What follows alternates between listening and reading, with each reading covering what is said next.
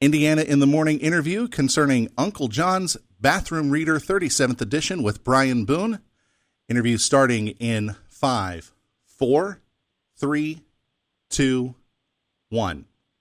Indiana in the Morning presented by First Commonwealth Bank, and our interview at this time presented by Marcus & Mack, voted best law firm, best personal injury lawyer 3 years in a row in the Best of Indiana County contest. You can visit them online at marcusandmack.com. It's become a tradition to see this book hit the shelves, and people probably see it and wonder, what's between those two covers whenever you have a title like that?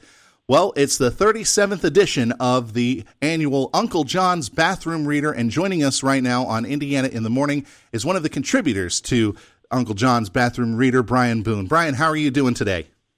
I'm great. Thanks for having me on the show. All right. So we've got a lot of trivia that I want to go through, but I want to ask you, as a contributor, how many stories or facts do you get to actually put forward towards the bathroom reader each year?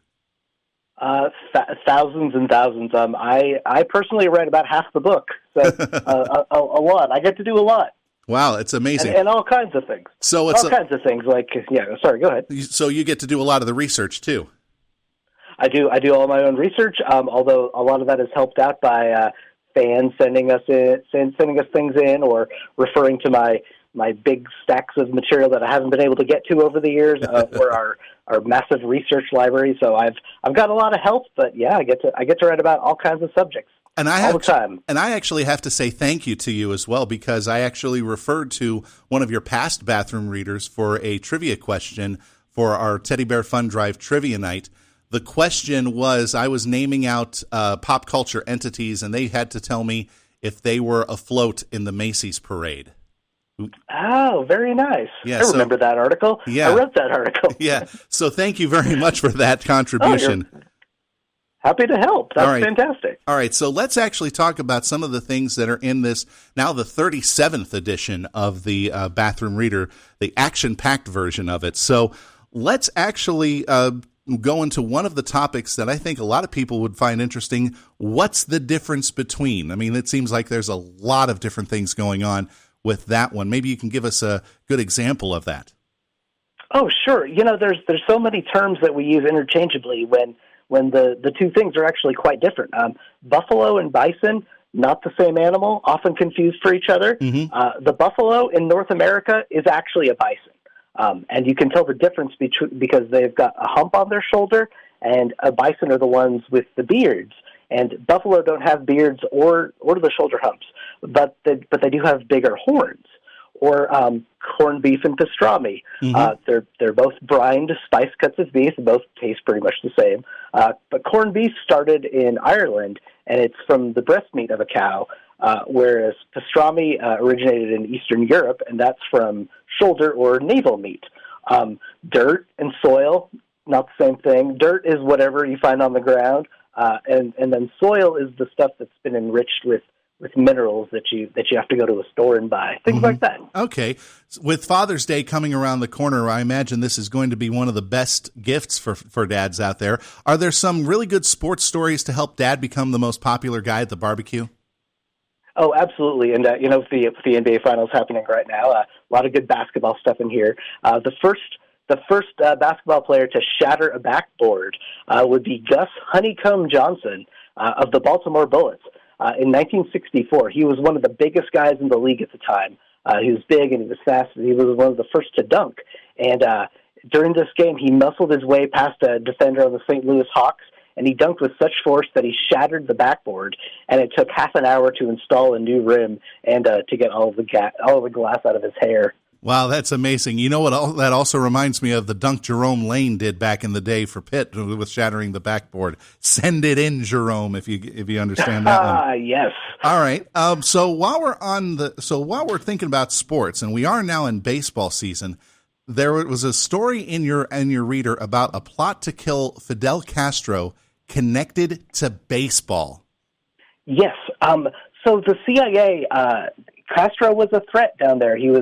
He's just 90 miles away in Cuba and affiliated with the Soviets, and they tried to assassinate him 634 times. And one of the most notable ones was in 1967. He was having this baseball tournament at El Cerro Stadium in Havana that he commissioned, and he was going to watch all the games from his presidential box. And the CIA got wind of this, and so they sent out an operative, and they were going to sneak into the control room and cut the lights when the moment was right. And then in the chaos, a couple of other guys were going to kind of huck grenades into Castro's box. But they never found the right moment to cut the lights, so Castro lived to survive another 600 assassination attempts. Oh boy, that is a good story. It must be satisfying to be able to find just kind of an unlimited gold mine of stories and facts. Do you ever think, I guess, do you ever think that you might find a place where you just kind of run out?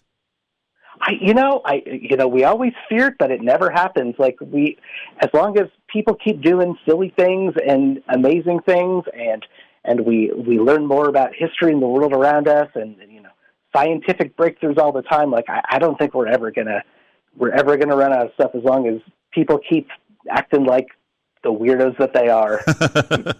We're talking with Brian Boone, who is one of the contributors to Uncle John's Bathroom Reader, the 37th edition, coming out very soon. And we've been skimming through the book a little bit.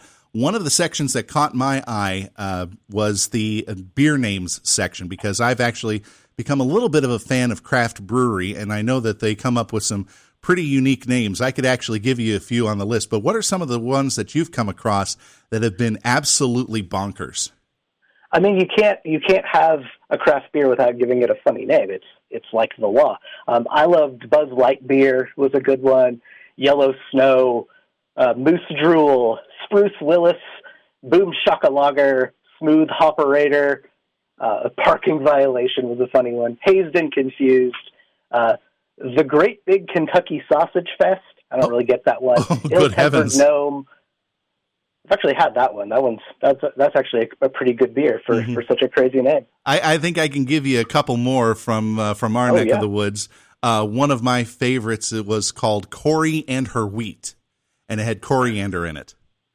Corey and Her Wheat. Wow. And that's a long walk. Yeah, that's a long walk. But another one that I liked was Uncle Hefe, going back to Castro again, but that was for a Hefeweizen. That's great. Yeah, so maybe in a future edition you can use those. I don't know, but it just shows the creativity of human beings out there. Now, I saw this in the preview, and I just have to ask, you got to tell the story about. And I know this is going to sound crazy to our audience when I first say it, and I never thought I would use these words in the same sentence at the same time.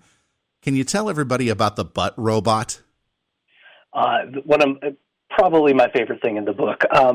So Samsung, one of the world's biggest manufacturers of smartphones, when it designs and builds those phones, it has to make sure that they'll endure kind of the wear and tear that they'll experience in the real world. And people can and do stick their phones in their back pockets and then sit down on them. And, they hope they don't break them. And that's because of Samsung's rear-end robot.